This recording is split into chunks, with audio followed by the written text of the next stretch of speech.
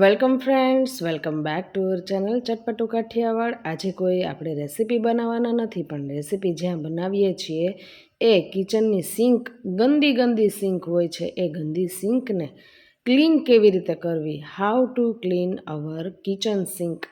તો એકદમ ચકચકિત તમે જોઈ શકો છો. ઘરની જ સામગ્રીનો ઉપયોગ કરી અને એનો જે ટેપ એટલે કે એનો નળ આવે છે, સિંકનો નળ અને આજુબાજુનો એરિયા આપણે ક્લીન કેવી રીતે કરવો એ ઘરની જ સામગ્રીનો ઉપયોગ કરી અને આપણે એને સરસ રીતે ક્લીન કરીશું મિત્રો. તો વિડીયોમાં લાસ્ટ સુધી જોડાયેલા રહેજો. નવા વિડીયોઝ જોવા માટે ચેનલને સબસ્ક્રાઈબ કરી બેલ આઇકન દબાવી દેશો, જેને કારણે આવા નવા વિડીયોઝ તમને મળતા રહે મિત્રો. તો અહીંયા આપણે સિંકને ક્લીન કરવા માટે થઈને મેં અહીંયા ઘરની સામગ્રી જે મેં કીધું એ આપણે લીધેલી છે અને એ છે ઘઉંનો લોટ. ઘઉંનો જાડો લોટ આપણે અહીંયા સિંકને ક્લીન કરવા માટે લઈશું. જાડો લોટ લઈશું ને એને લીધે સિંક છે ને એકદમ સરસ એવી ક્લીન થઈ જતી હોય છે. અને આપણે જોઈ શકીએ છીએ સિંકમાં આજુબાજુમાં ક્ષાર જામી જતો હોય છે અને ચીકણી પણ થઈ જતી હોય છે, કારણ કે રૂટીનના વાસણ આપણે એમાં ક્લીન કરતા હોય છે ને, એટલે ચીકણી પણ થઈ જતી હોય છે.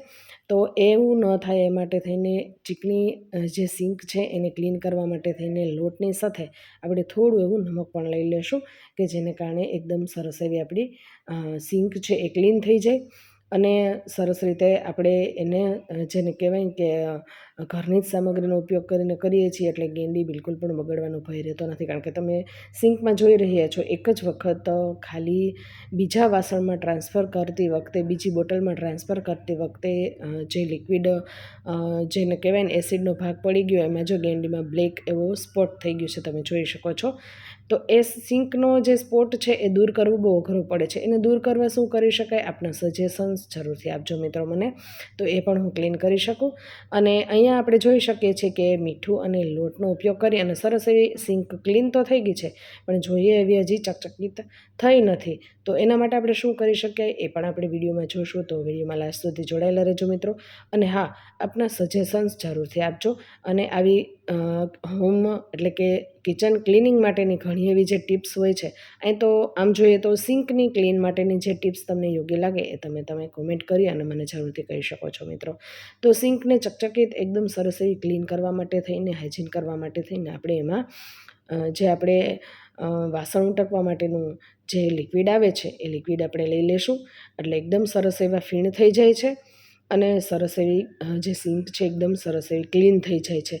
જો આ રીતે ફરતી કોર આપણે જોઈ શકીએ છીએ, સિંકની આજુબાજુ ચારે કોર બધી બાજુ ફેલાવી અને લિક્વિડ દ્વારા આપણે સ્ક્રબરનો ઉપયોગ કરી અને સરસ રીતે સ્ક્રબ કરી લેવાની છે.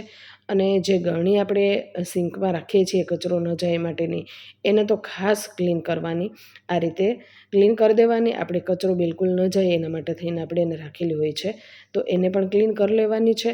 એટલે પહેલી વહેલી એને આપણે ક્લીન કરી લીધી અને સાઈડમાં બધી બાજુ જ આપણે સ્ક્રબર દ્વારા ક્લીન કરી લેવાનું. સ્ક્રબને સાઈડમાં રાખી દઈશું, કારણ કે હજુ આપણે એનો ઉપયોગ કરવાનો બાકી છે. કયો ઉપયોગ કરશું આપણે આગળ જોઈશું મિત્રો. અહીં આપણે જોઈ શકીએ છીએ સિંકની ગળણી એકદમ સરસ રીતે ક્લીન થઈ ગઈ છે.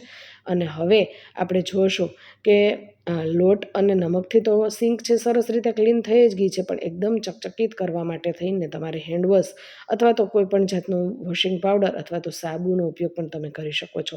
તમે શેનો ઉપયોગ કરો છો એ મને કમેન્ટ કરીને જરૂરથી કહેજો મિત્રો. જરૂરથી કમેન્ટ કરવાનું ભૂલતા નહીં, કમેન્ટ જરૂરથી કરી દેજો. અને અહીંયા આપણે જોઈ શકીએ છીએ કે જો તમારા સિંક છે એકદમ સરસ રીતે ચકચકિત ક્લીન થઈ ગઈ છે.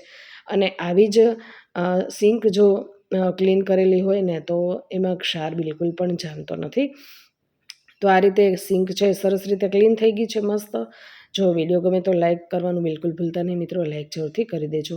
હવે એની આજુબાજુનો એરિયા આપણે જે કહી શકીએ છીએ એ છે નળ.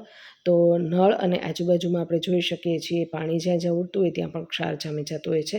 તો ક્ષારને કાઢવા માટે થઈને તમે શેનો ઉપયોગ કરો છો એ કમેન્ટ કરીને જરૂરથી કહેજો. પણ અહીંયા મારે હજુ ક્યાંય આજુબાજુમાં ક્ષાર જામ્યો નથી, કારણ કે હું રૂટીન જે છે એ ઉપયોગ કરતી હોય છું, આ રીતનું ક્લિનિંગ માટેનું પ્રોસેસ કરતી રહેતી હોય છું, એટલે ક્ષાર બિલકુલ જામેલો દેખાતો નથી. પણ તમે ક્ષાર કાઢવા માટે શેનો ઉપયોગ કરો છો એ કમેન્ટ જરૂરથી કરજો, જેને કારણે જે વ્યૂઅર્સ હોય છે એ લોકોને પણ ખ્યાલ આવે કે શેનો ઉપયોગ આપણે કરી શકીએ છીએ.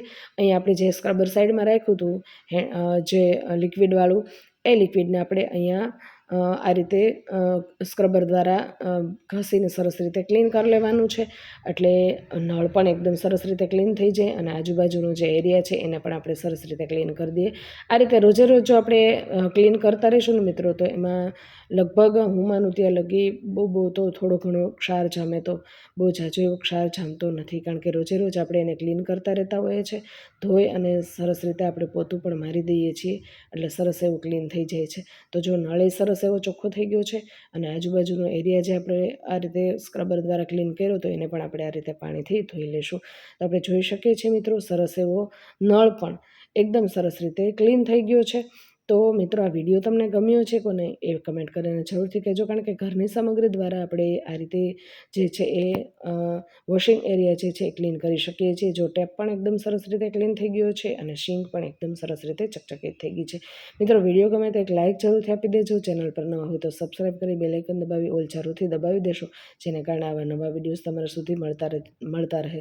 ખરેખર વિડીયો ગમ્યો હોય તો શેર કરવાનું બિલકુલ ભૂલતા નહીં. શેર જરૂરથી કરી દેજો. ફરી આવો નવો વિડીયો લઈને આવીએ, ત્યાં સુધી જય સોમનાથ, જય માતાજી મિત્રો.